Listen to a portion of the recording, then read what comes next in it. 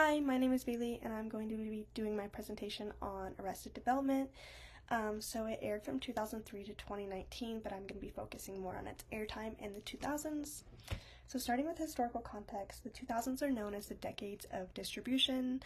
We saw the 9/11 terrorist attacks happen in 2001, which kind of led to a war on terror and invasions in Afghanistan and Iraq. We see technological shifts and the digital age, so the internet is booming. We see the iPod get created, Netflix, YouTube, Facebook, new platforms for content in a different way, and we see the decline of traditional media. There's the Columbia disaster that happens in 2003, in which the U.S. Space Shuttle breaks up as it's returning from a mission. We see a continuation of natural disasters across the world. The Kyoto Protocol happens in 2005, which is an international agreement intended to reduce emissions of greenhouse gases. We see an increase of social movements, specifically debates over marriage equality, race relations, and immigration. And a really prominent aspect is the Great Recession, which happens in 2007 due to a mortgage crisis in the U.S. and kind of follows suits around the world. And in 2009, we see our first African-American president, Barack Obama, take office. Next, looking at families in the 2000s. So first, and really important aspect is divorce rates continue to rise, and this led to more blended families due to remarriage, in which two parents with children from previous relationships come together in a union, and a lot of this could be linked to poor economic circumstances. We see increased same-sex unions, so the 2000 census says that children were commonly present in same-sex cohabitions. 33% of women in same-sex partnerships and 22% of men in same-sex partnerships had children living with them. We see financial stability become more polarized, so white people, the educated and the economically secure, have much more stable family situations than minorities, the uneducated, and the poor. We see an increase in multi-generational households, which include two adult generations and extended family members. Delayed marriage becomes more common, also likely due to the Great Recession. We see increased single parents, so 42% of women were giving birth were not married, and cohabitation was more widespread and normalized, probably due to the rise in the internet as well. We see a shift in children's living arrangements due to high divorce rates, so children are much more likely to have parents living elsewhere than in the past. And there's also a term I found called living apart together, a term used to describe couples who are in cohabitation or marriage-like relationships who define themselves as couples but not live in separate households, and these children will be in these separate households a lot of the time.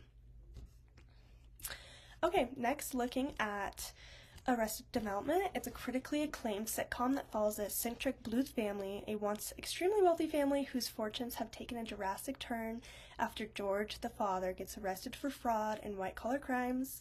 So the series is centered around Michael Bluth, the family's most normal member, and son of George, who is tasked with keeping the unusual family and business afloat and dealing with their somewhat self-destructive behavior.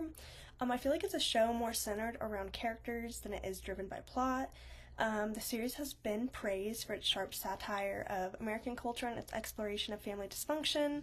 It's also kind of a backbone, I feel like, to many comedies that follow suit. One of them coming to mind is The Office, due to its unique narrative techniques. Next, looking at targeted audience. So it was initially aired on Fox from 2003 to 2006, and while it was critically acclaimed and had a following, the following wasn't large enough in its original run, and this led to the cancellation after 3 seasons. This partially, I would imagine, was due to the fact that it was rated TV mature, so there's sexual humor, blurred sex scenes, nudity, language, just very adult themes present within the show. So, it was targeted towards more mature audiences. So according to the Wiki audiences, 70% of the audience was male, so only 30% women, and 65% of the viewers are 18 to 34, so it was a very narrow amount of people who actually watched this show. In 2013, due to Netflix, there was a revival of the show due to the growing fan base. So season 4 did really well, earning 3 Emmy nominations, but season 5 received a lot of backlash, and many people felt like they were just pushing it a bit too far. So next, looking at the family, first we have George Bluth, who's the patriarch of the family. He's, the corrupt businessman who's imprisoned for fraud. But even when he's in prison, he still remains a constant presence in the family's lives. He's able to manipulate events constantly throughout the show behind bars. Next, we have Lucille. So she's the family's matriarch. She's manipulative, materialistic. She's very cold, has a sarcastic and direct sense of humor. And she's very different from mothers we had seen previously because she is not a nurturing figure at all within the show. Next, we have Michael, who I kind of talked about a little bit. He is the most level-headed and responsible member of the family, and he's burdens himself with the responsibility of keeping the family afloat, and despite his efforts, he constantly gets dragged back into the chaos of the family. We have Gob, who I find to be a really funny character, and I think this is a lot of people who watch the show find him to be one of the funniest characters. He's an incompetent magician who is always trying to prove himself, but usually fails to do so. He's the older brother of Michael and often feels undermined by him because much of the power is given to Michael instead of him, even though he's older. Next, we have Lindsay. She's the adopted daughter of George and Lucille. She's a self-absorbed actress who is constantly seeking fame and fortune, but never wants to get a real job. Next, we have Tobias, who is her husband. He's a pretty uncomfortable character, in my opinion. He's known, in my eyes, as being pretty insecure. He lacks a lot of social cues and has really bizarre behavior and is kind of comedic relief within the show. Next, we have Buster. He's a sheltered, neurotic man-child who relies heavily on his mother and often resorts to childish behavior and is protected fully by her. Next, we have George Michael Bluth, who is Michael's teenage son, who's often caught up in the family's dynamics as well. He's kind of shy and reserved, and he also has a weird relationship with his cousin in which he is kind of secretly in love with her, which is such a weird plot point. But it kind of just shows the weird dynamic of their family. And he's constantly kind of feels overprotected by his father due to his mother's death and kind of wants to live a little more separate from them. And lastly, we have Maybe, who is the daughter of Lindsay and Tobias Funk. And this is the cousin who is in this weird, love relationship with her other cousin, Michael. Okay, next, looking at how family is presented, the first aspect is that, it's a very dysfunctional family. They insult, belittle, lie to each other, they intentionally expose each other, humiliate each other, degrade each other, even sometimes get involved in violence. They attack each other verbally, emotionally, sometimes physically, and, they kind of encourage each other into these cycles of destructive and dangerous behaviors. And kind of going off that, they have a very complex family dynamic. So the show really shows a perfect balance between absurd and being relatable.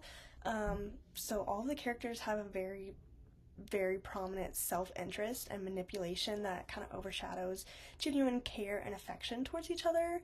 And it kind of critiques traditional family values and explores just impacts of wealth, power, and ego on interpersonal relationships. And I feel like this also could be a form or an example of interactionalism and how their meaning within the family is constructed. So a lesser aspect within the show, but still prominent, is that I feel like the show does a good job somewhat of exploring how family is not just about blood connection. Throughout the show, they introduce characters who form really strong bonds with each of the Bluths, even though they aren't related by blood. And some of these examples of characters in the show who do this are J. Walter Weatherman, Kitty Sanchez, Lucille too, and Steve Hoft, and they kind of become reoccurring characters and kind of intertwined in the web. A really important aspect I think that Arrested Development does in showing and portraying family is single fatherhood. So it offers, a kind of unique unique perspective on single fatherhood through the character Michael, who I have talked a lot about. He's portrayed as somewhat reluctant single father tasked with raising his son Michael. And he's dealing with the chaos and dysfunction of his own family while still trying to be a good father to his own son. It highlights the challenges and sacrifices one comes with single parenthood, and the balance of responsibilities between his fatherhood and his career. And the show is very funny, but despite the comedic tone of the show, it sometimes touches on more serious themes, including the importance of parental guidance and the impacts of family dynamics on children's upbringings. There's also topics of adoption. So the daughter Lindsay, who is originally presented as the biological twin sister of Michael, is later revealed that she's adopted, and it just shows that blood relation isn't the only aspect that makes someone a family. She's just as much a sister and a daughter. I feel like though the show is really absurd, it does have a pretty accurate portrayal of family issues. Through money, wealth becomes the main source of their disagreements, and a lack of communication. Each character has flaws, but the show does a good job of showing how individual flaws impact relationships with another. Kind of going off that, there's also the topic of how family affects us into adulthood. So the blues patterns are passed down from generation to generation. So the questionable morals and manipulative behavior are mirrored in the children, and just everyone in the show. It kind of just trickles down, and we see how parents have a lasting impact on the rest of the family. And the last two aspects that I feel like are really prominent is it is an example of a blended family from divorced parents coming together, as well as extended family being really prominent. Each of them, it's a complex web of relationships, and it shows that both biological and non-biological individuals can make up a family, and it's not just blood-based. Okay, so that is all I have for my presentation. I really appreciate you watching it, and I hope you learned something.